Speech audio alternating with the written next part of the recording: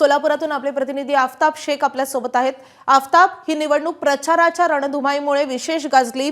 महायुतीतल्या नेत्यांनी एकमेकांवर जोरदार आरोप प्रत्यारोप केलेले होते। आता कुणाची प्रतिष्ठा या निवडणुकीच्या निमित्ताने पणाला लागलेली आहे आणि मतदान सुरू झालेलं आहे का? कशी गर्दी आहे, काय वातावरण आहे मतदान केंद्रावर?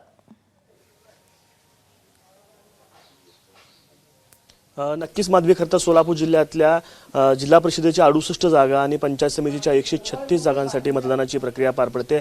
जिल्हा परिषदेसाठी जवळपास 271 तर पंचायत समितीसाठी 485 उमेदवार जे ते निवडणुकीच्या रिंगणात आणि सोलापूर जिल्ह्यातले जवळपास 24,59,000 मतदार आपला मतदानाचा हक्क जे आहे त्याच बजावणार आहेत। खरं तर अजित पवार यांच्या दुःखद निधनानंतर प्रचारातली जी रणधुमाळी जी आहे ती काहीशी कमी झालेली आपल्याला पाहायला मिळाली। प्रचारकांच्या सभा ज्या आहेत त्या कुठेही झालेल्या नाहीत।